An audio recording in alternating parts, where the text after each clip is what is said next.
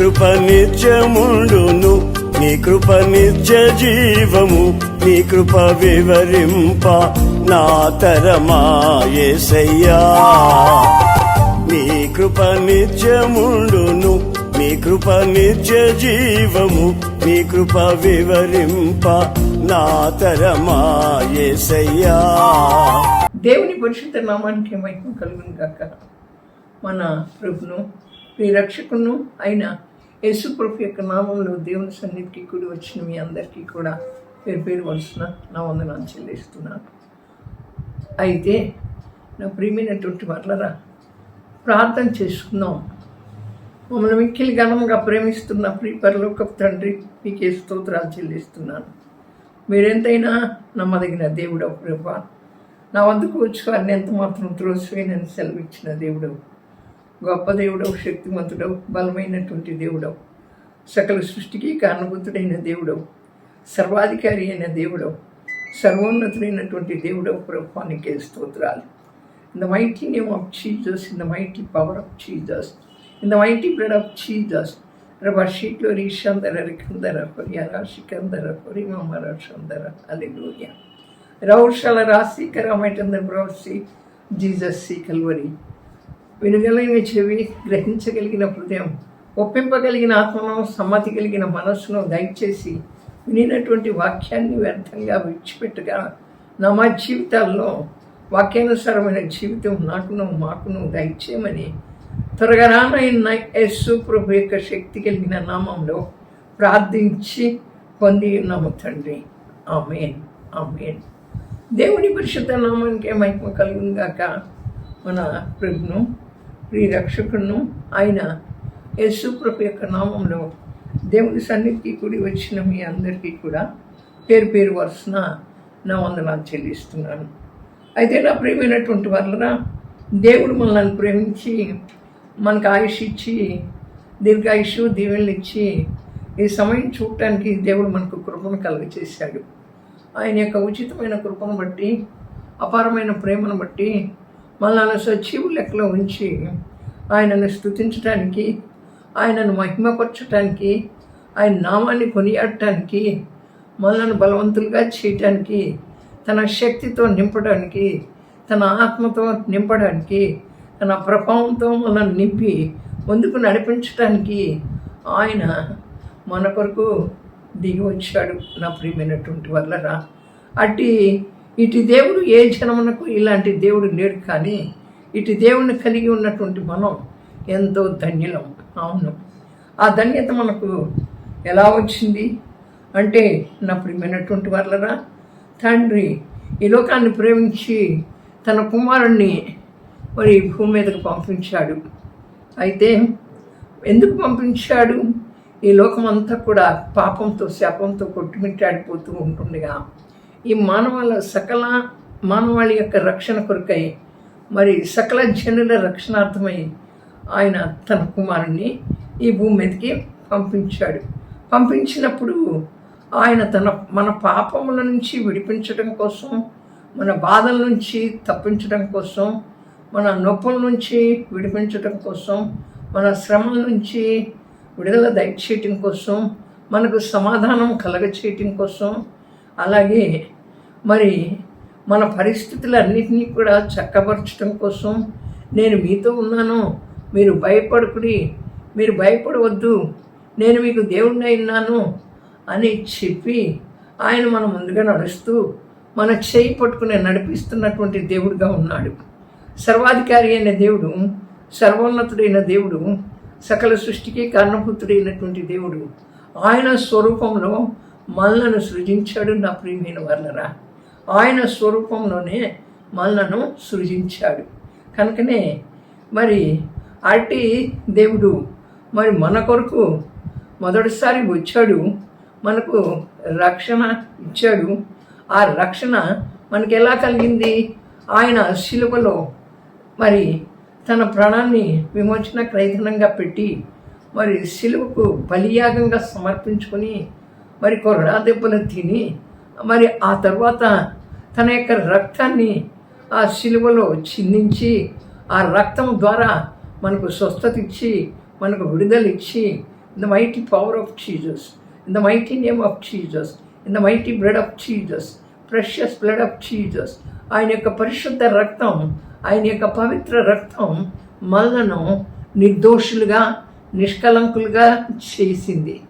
ఆ రక్తంలో మనం కడగబడ్డాం. కానీ ఆ సిలువలో ఆయన బాధపడేటప్పుడు ఆ దెబ్బలకు బాధపడలేదు. కానీ నేను ఇంతగా వీరి కొరకు ఆ యొక్క మరి పరలోకాన్ని విడిచి ఆ మహిమ కలిగినటువంటి ఆ రాజ్యాన్ని విడిచిపెట్టి భూలోకంలోకి వస్తే మరి వీరందరూ కూడా నా వైపు చూడటం లేదే, వీరందరూ నా వైపు చూడటంలా, నా సిలువ యాగాన్ని గుర్తించట్లా మరి అని చెప్పి ఆయన బాధపడుతున్నాడు. కానీ ఆయన పొందిన దెబ్బలతో బాధపడలేదు, గాయాల గురించి బాధపడలేదు. ఆయన తిరిగి 3వ దినాన లెగుస్తాడు పునరుద్ధానుడై అని చెప్పి ఒక వాగ్దానం ఉంది, ఒక ప్రవచనం ఉంది కదా నా ప్రియమైనటువంటి వాళ్ళరా. అట్లాంటప్పుడు ఆ పునరుత్థానపు శక్తితోనూ ఆ పునరుత్థానపు బలంతోనూ ఆయన తిరిగి లేచాడు 3వ దినాన. అట్టి దేవుడు ఎవరికి లేడు. అందుకనే దేవుడు అంటున్నాడు, చింతించకుడి అంటున్నాడు. చింతించకుడి. మనం లేచిన దగ్గర నుంచి ప్రతి దాని గురించి కూడా చింతిస్తూనే ఉంటాం. ఏ విషయంలో చింతించకుండా ఉన్నాం? అనారోగ్యం ఉంటే చింతిస్తాం, అప్పుల బాధలు ఉంటే చింతిస్తాం, ఆ తర్వాత పిల్లల విషయంలో చింతిస్తాం, వారికి వివాహాలు కాలేదని చింతిస్తాం, ఉద్యోగాలు రాలేదని చింతిస్తాం, వ్యాపారాలలో నష్టం వచ్చిందని చింతిస్తాం, ఆ తర్వాత మన పరిస్థితులు, ఆర్థిక పరిస్థితులు సరిగ్గా లేవని మనం చింతించేటువంటి వారంగా ఉంటున్నాం. చింతించొద్దు అంటున్నాడు దేవుడు. ఎందుకు చింతించొద్దు? ఎందుకంటున్నాడు నా ప్రియమైన వాళ్ళరా? మత్తయి సువార్త మరి 6వ అధ్యాయము 25వ వచనంలో చెప్తున్నాడు ఏమనంటే, మీరు దేవునికి సిరికి దాసులుగా ఉండనేరరు. మనం దేవునికి సిరికి దాసులుగా ఉండలేము. దేవునికన్నా దాసులుగా ఉండాలి, సిరికన్నా దాసులుగా ఉండాలి, దేవునికన్నా దాసులుగా ఉండాలి, లోకానికన్నా దాసులుగా ఉండాలి. అయితే ఆయన అంటాడు కదా, ఏం చెప్తున్నాను అంటే, ఏమి తినాలో ఏమి త్రాగదమో అని మీ ప్రాణమును గుర్చి అయినను, ఏమి ధరించుకుందమో అని మీ దేహమును గుర్చి అయినను చింతింపకుడి. ఏం తినాలి, ఏం త్రాగాలి మరి అని మన ప్రాణమును గుర్చి, అలాగే ఏమి ధరించుకుందమో అని మన దేహాన్ని గురించి చింతింపకుడి అంటున్నాడు. మనకు లేచిన దగ్గర నుంచి అదే చింతగా, అదే బాధగా. ఏం తినాలి, ఏం తాగాలి, ఎలా సుఖించాలి, ఎలా మరి సంపాదించాలి, ఎలా పరిగెత్తాలి, ఇదే కదా. వ్యర్థమైనటువంటి వాటి కోసం పరిగెత్తాలి అనేటువంటి చింతే కదా. అలాగే మీ ప్రాణమును గుర్చి, అలాగే ఏమి ధరించుకుందామో అని మీ దేహమును గుర్చి అయినా చింతించవద్దు.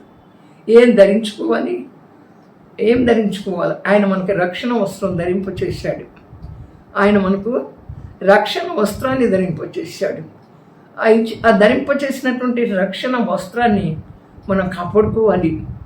మరి రక్షింపబడిన మనం ఆ రక్షణ యొక్క విలువ, ఆ రక్షణ యొక్క ప్రాముఖ్యత మరి మనం తెలుసుకోవాలి కదా. ఎందువల్ల రక్షింపబడ్డాం, దేని చేత రక్షింపబడ్డాం? యేసు రక్తం ద్వారా మనం కడగబట్టం వల్ల రక్షింపబడ్డాం. కనుక నా ప్రియమైనటువంటి వాళ్ళరా, ఏమంటున్నాడు అంటే, మరి వస్త్రాన్ని గురించి, ఏం వస్త్రం ధరించుకోవాలి? మనకు లేచిన దగ్గర నుంచి ఏదైనా మనకి ఇవి వచ్చినాయి అనుకో ఫంక్షన్లు, ఏం కట్టుకోవాలి, ఎలా కుట్టుకోవాలి, ఏం చీర కొనుక్కోవాలి, ఎలా ముస్తాబవ్వాలి, ఇదే కదా. కానీ వీటన్నిటికంటే కూడా ముఖ్యమైనటువంటిది వస్త్రం కంటే మన దేహం గొప్పది. వీటన్నిటికంటే కూడా ముఖ్యమైనటువంటిది ఏంటి అంటే, ఏమంటాడు? ఆ వస్త్రం, రక్షణ వస్త్రం, మహిమ వస్త్రం, చాలా ఉన్నాయి వస్త్రాలు. ఆ వస్త్రాలను మనం ధరించుకోవాలనే ఆసక్తి మనకి ఉండాలి. అయితే నా ప్రియమైనటువంటి వాళ్ళరా, ఈ వస్త్రం కంటే దేహమును, మన దేహం దేవుని యొక్క ఆలయం, మన దేహం దేవుని యొక్క ఆలయం. ఈ దేహాన్ని ఎవరైనా పాడు చేసిన ఎడల వారిని దేవుడు క్షమించడు. ఇది దేవుని యొక్క ఆలయం అయినప్పుడు ఇక్కడ ఎవరు ఉండాలి? ఈ ఆలయంలో యేసు ప్రభు నివాసం చేయాలి. యేసు ప్రభు నివాసం చేయకుండా ఈ దేహానికి మరి ఏమి ధరించుకోవాలి అని ఆలోచించేస్తున్నామా? చేస్తున్నాం. యేసు ప్రభు మన హృదయంలో నివాసం చేస్తున్నాడా? చెప్పండి.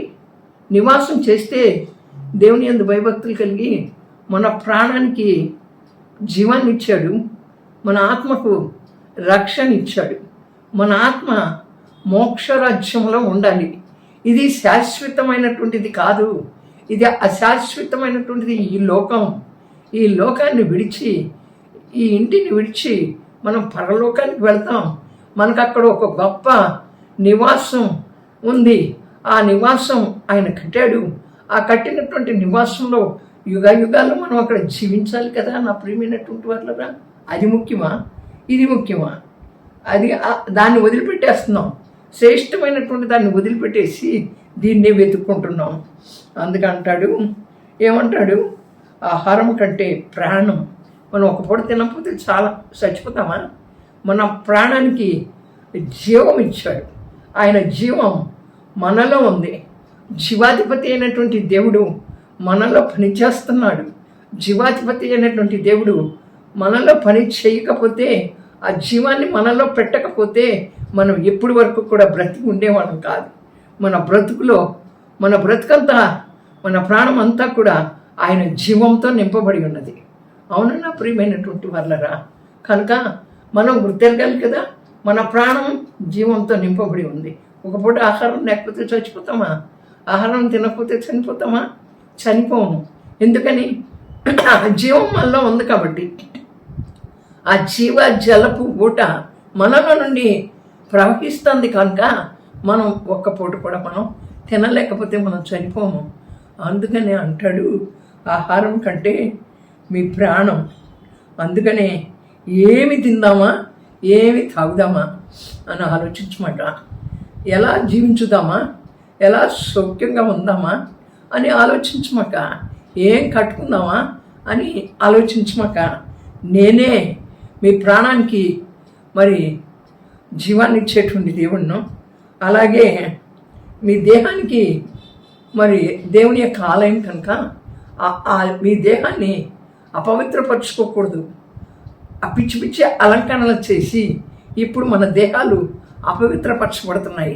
ఈ లోక అలంకరణలు, ఈ లోకపు వ్యామోహాలు, ఈ లోకపు వ్యామోహాలతో అంతా కూడా లోకం వచ్చేసింది. మనలోకి లోకం వచ్చేసింది. మనం దేవుని బిడ్డలమని చెప్తున్నాం కానీ మనలో లోకం ప్రయాణం చేస్తూ ఉంది. కనుకనే మీ దేహానికి వస్త్రం అంటున్నాడు. మీ దేహం గురించి అయినా కూడా మీరు చింతించబాకుండా ఏమి ధరించుకోవాలా అని చెప్పి ఆ తర్వాత అంటాడు, ఆకాశ పక్షులను చూడండి, అవి విత్తవు, కోయవు, కొట్లలో కూర్చుకొనవు, అయినను మీ పరలోకపు తండ్రి వాటిని పోషించుచున్నాడు. మీరు వాటికంటే బహు శ్రేష్ఠులు కారా? ఎవరిని చూడమంటున్నాడు? ఆకాశంలో విహరించేటువంటి పక్షులను చూడండి. అవి విత్తట్లా, అవి కోయట్లా, అయినప్పటికీ కూడా అవి కూర్చుకోవట్లా, ఆహారాన్ని కూర్చుకోవట్లా, అయినప్పటికీ కూడా పరలోకపు తండ్రి వాటిని పోషిస్తున్నాడు కదా. నేను వాటిని పోషిస్తున్నాను కదా అని చెప్తున్నాడు. చూడండి నా ప్రియమైన వాళ్ళరా, అవే కూర్చుకోవట్లా. ఇప్పుడు ఇశ్రాయేలీలు మరి కనానుకు వెళ్ళేటప్పుడు అరణ్యంలో మరి ఆ యొక్క మన్నాని కురిపించినప్పుడు అది ఏ దినానికి ఆ దినం మీరు ఏరుకోండి అని చెప్తే వారు ఏం చేశారు? ఆ మన్నాని ఏరుకుని దాచుకున్నారు, రేపటికని దాచుకున్నారు. అది ఏమైంది? పురుగులు పట్టిపోయింది. నా ప్రియమైనటువంటి వాళ్ళరా, అది పురుగులు పట్టిపోయింది. అలాగే మనం ఏం చేస్తున్నాం? అబ్బో బ్యాంక్ బ్యాలెన్స్లో ఉండాలి, ఏనాటికి ఆనాటికి చాలు అంటాడు. ఏనాటి ఆహారం ఆనాటికి. ఇప్పుడు మనం పరలోకమందున్నాం తండ్రి, నీ నామం పరిశుద్ధపరచబడును గాక, నీ రాజ్యం వచ్చును గాక, నీ చిత్తం పరలోకమందు నెరవేరినట్లు ఈ భూమి మీద నెరవేర్చబడును గాక. మా అనుదిన ఆహారం నేడు మాకు దయచేయము అంటున్నాం. ఆయన ఏ దినానికి ఆ దినం మనకు ఆహారాన్ని సమకూర్చేటువంటి వాడు. యెహోవా ఈరే, యెహోవాయే చూసుకుంటాడు, యెహోవా రాఫా, యెహోవాయే స్వస్థపరుస్తాడు. అందుకనే ఆయన ఏమంటున్నాడు, అవి కోయవు, అవి కొట్లలో సమకూర్చుకు. మనం అయితే దండిగా సమకూర్చుకుంటాం, రేపటికి ఉందా లేదా అంటాం, రేపటికి ఉన్నా లేకపోయినా స్తోత్రం అని చెప్పం, దేవుడే పంపిస్తాడని చెప్పం. అయితే నేను ఉద్యోగం చేసేటప్పుడు నా ప్రియమైనటువంటి వాళ్ళరా, మా ఇంట్లో గ్యాస్ బండలన్నీ కూడా మా ఆర్థిక పరిస్థితులను బట్టి అమ్మేసినప్పుడు మా ఇంట్లో స్టవ్వే ఉండేది. కిరసనాల స్టవ్తో వంట చేసుకుంటునేవాడు. మా అమ్మగారు అనేవారు, పాప కిరసనాలు అయిపోయింది అనేవారు. కిరసనాలు కారులో వస్తుందమ్మా, దేవుడు కారులో పంపిస్తున్నాడని చెప్పేదాన్ని. అప్పుడు ఆమె అనేది, ఏంటి పాప అలా మాట్లాడతావు అనేది. నిజంగా అని సాయంకాలానికి నేను స్కూల్లో పిల్లలు 5 లీటర్ల డబ్బాలు పట్టుకుని 10 లీటర్లు ఇదిగో టీచర్ గారు కిరసనాయలని చెప్పి తెచ్చి ఇచ్చేవారు. చూడండి, మరి ఏది ఉన్నా ఏది లేకపోయినా, మనం కూర్చుకోలేకపోయినా, మనకి ఈ పూటకి తినటానికి లేకపోయినా నీకే స్తోత్రం. మాకు తిండి లేదు నీకు అనేవారు ఉన్నారా? ఈ రోజుల్లో ఎవరు లేరు. ఈ పూట తిండి లేదు నీకే స్తోత్రం అంటారా? ఎవరంటున్నారు? మాకు అక్కడ ఇజ్రాయిలీలు కూడా గొనిగారు కదా, మేము అక్కడే ఉండేవాళ్ళం కదా, మాకు మళ్ళీ ఎందుకు ఇక్కడ తీసుకొచ్చా, అక్కడే ఐగుప్తులోనే ఉండేవాళ్ళం కదా అని మోషే మీద సొనిగారు కదా నా ప్రియమైనటువంటి వాళ్ళరా. ఆ రీతిగా దేవుడి మీద సొనిగేవారుగా ఉంటున్నారు. అంతేకాకుండా పరలోకపు తండ్రి వాటిని పోషించినట్లు మిమ్మల్ని కూడా పోషిస్తాడు. వాటికంటే మీరు శ్రేష్ఠులు కారా? ఎందుకని మనం శ్రేష్టం? ఈ లోకంలో నుంచి శ్రేష్టమైన పిలుపుతో మనం పిలువబడ్డాం, ప్రత్యేకించబడ్డాం కనుక ఆయనకి మనం ఎప్పుడు కూడా శ్రేష్ఠులమే, ఆయనకి ఎప్పుడు కూడా ప్రత్యేకమైనటువంటి వారమే. ఆయన దృష్టిలో మనం ఎల్లప్పుడూ కూడా ఆయనకి ఇష్టమైనటువంటి వారమే. ఆయన తన రక్తాన్ని ఇచ్చి మనల్ని కొనుక్కున్నాడు కనుక ఆయన యొక్క స్వకీయ సంపాద్యం, ఆయన యొక్క కుమారులం కనుక ఆయన ఏమంటున్నాడు, ఆ యొక్క ఆకాశ పక్షుల కంటే మీరు శ్రేష్ఠులు కారా? నేను వాటిని పోషించట్లేదా? ఆ రీతిగా మిమ్మల్ని కూడా నేను పోషించే దేవుడినై ఉన్నాను. ఎందుకు దిగులు పడుతున్నారు? అందుకే దావీదు అంటాడు, నువ్వు ఎక్కువ ఇస్తేనేమో నేను మర్చిపోతానేమో, తక్కువ ఇస్తేనేమో నేను నీ నామానికి అవమానం తెచ్చేవాడిగా ఉంటానేమో. నాకు సరిపోయినంత, మనకు సరిపోయినంత ఇస్తున్నాడా? ఇవ్వట్లేదా దేవుడు? మనల్ని పస్తులు పడుకోబెడుతున్నాడా? మనకేమి ఇవ్వట్లేదా? ఈ యొక్క లోకంలో తినడానికి తిండి ఇచ్చాడు, కట్టుకోవడానికి బట్ట ఇచ్చాడు, ఉండటానికి ఒక ఇల్లు ఇచ్చాడు, చేయటానికి పనులు ఇచ్చాడు. మనకి చేతగాక మనం దానిలో దేవుని దగ్గర కూర్చుని ప్రార్థన చేసుకోలేక, దేవుని వాక్యాన్ని చదివి మనం ఆశీర్వాదాలను పొందుకోలేక అవస్థలు, ఇబ్బందులు, ఇరుకులు పడుతున్నాం. ఈ దినాల్లో చూస్తుంటే ఎక్కడ చూసినా కూడా భార్యాభర్తల మధ్య సఖ్యత ఉంటుందా? భర్త భార్యను చంపడం, భార్య భర్తను చంపడం, ఎక్కడ అన్నీ కూడా అవకతవకలు కనపడుతూ ఉన్నాయి. అన్య ప్రజలు అలా చేస్తున్నారు. దేవుణ్ణి తెలుసుకున్నటువంటి వారు కూడా అలాగే ప్రవర్తిస్తున్నారు నా ప్రియమైన వాళ్ళరా. అయితే చూడండి, అవి అడవి పూలు ఎలా ఎదుగుతున్నాయి. అడవి పూలకి ఏమైనా నీళ్లు పోస్తారా? ఎవరు పోయరు కదా. పోయకుండానే అవి ఎదుగుతూ వస్తున్నాయి కదా. వాటికంటే మీరు శ్రేష్ఠులు కదా. మరి మీరు వాటికంటే బహుశ్రేష్ఠులు. కానీ అక్కడ ఏమంటాడు అంటే, మరి సొలొమోను అయినను తమ సమస్త వైభవంతో కూడిన సొలొమోను సైతము వీటిలో ఒకదాని వలెనైనను అలంకరింపబడలేదు. సమస్త వైభవంతో కూడిన సొలొమోను మరి వీటిలో ఒకదాని వలె అలంకరింపబడలేదు అంటున్నాడు. అయితే నా ప్రియమైన వాళ్ళరా, ఇవాళుండి రేపు పొయ్యిలో వేయబడి గడ్డి పువ్వే దేవుడు అలాగ అలంకరిస్తే, అల్ప విశ్వాసులారా మీరు ఎందుకు చింతిస్తున్నారు? మీరు చింతపడకండి.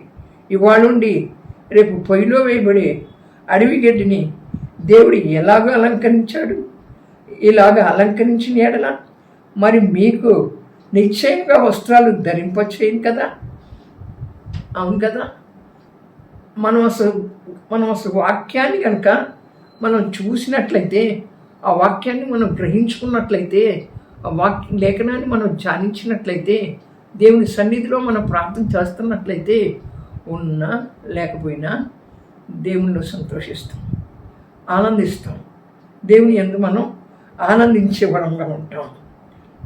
అడవి గడ్డి పూలనే, అడవిలో గడ్డినే దేవుడు అలాగా అలంకరించాడు. అడవిలో ఉన్నటువంటి గడ్డిని అలంకరిస్తే సమస్త వైభవంతో కూడిన సొలొమోను సైతము వీటిలో ఒకదాని వల్ల అలంకరింపబడ్డా, కానీ అన్నిటినీ దేవుడు అలంకరించాడు. చూడండి, మనం ఎందుకు చింతపడాలి? ఏం తినాలి, ఏం తాగాలి, ఏం చేయాలి, రేపు భవిష్యత్తు ఏంటి, పిల్లల భవిష్యత్తు ఏంటి, వాడు పెళ్లి కాలేదు, వీరికి ఉద్యోగం రాలేదు, వీరు బాగా చదవట్లేదు, వీరికి ఉద్యోగాలు వస్తాయా, లేకపోతే మా ఆర్థిక పరిస్థితులు సరి చేయబడతాయా, ఈ లోకంలో మాకు ఒక ఇల్లు ఉంటుందా, ఏముంటాయి అని చెప్పి ఈ లోకంలో ఉండటానికి ఒక ఇల్లు కావాలి, చేయటానికి ఒక ఉద్యోగం కావాలి. కానీ మరి బిడ్డలు బాగా చదువుకోవాలి. యవనస్తుల యొక్క ప్రవర్తన తీరు చూస్తూ ఉంటే బహు భయంకరంగా ఉంటుంది. వారిలో యథార్థత ఉండాలి, వారు ప్రార్థన చేసేటువంటి వర్గం ఉండాలి అని మనం కోరుకోవాలి. Debrarisha dirisha madarisha hallelujah. Raushala Rasikaram in the prophecy Jesus Calvary. In the mighty power of Jesus, in the mighty name of Jesus, I rebuke away darkness in the mighty power of Jesus, power of Jesus, power of Jesus. Holy Kabara Shandara Vikandara, Holy Mama Shandara. In the mighty blood of Jesus. అలాగే ఏం చేయమంటున్నాడు చూడండి. ఇలాగే ఏం ధరించుకుంటామా అని చింతించేది ఎవరంటే, ఎలా సంపాదించుదామా అని చింతించేది ఎవరు? అన్యజనులు. అన్యజనులు అయినటువంటి వారు కూడా ఈ దినాల్లో వారి భక్తిని వారు బాగానే చేస్తున్నారు. మనమే దేవుణ్ణి వెతుకుతున్నామని చెప్తూ, దేవుణ్ణి అనుసరిస్తున్నామని చెప్తూ, దేవుడి కొరకు జీవిస్తున్నామని చెప్తూ విశ్వాసం లేనటువంటి బ్రతుకుతున్నాం. అవును కదా. ఇవన్నీ మనకు కావాలని దేవుడికి తెలీదా? మనం తినడానికి తిండి కావాలి, కట్టుకోవడానికి బట్ట కావాలి, ఉండడానికి ఒక ఇల్లు కావాలి, అలాగే చేయడానికి ఒక ఉద్యోగం కావాలి, మన పిల్లల భవిష్యత్తు ఆశీర్వదించబడాలి. ఇవన్నీ దేవుడికి తెలుసు కదా. తెలియవా దేవునికి?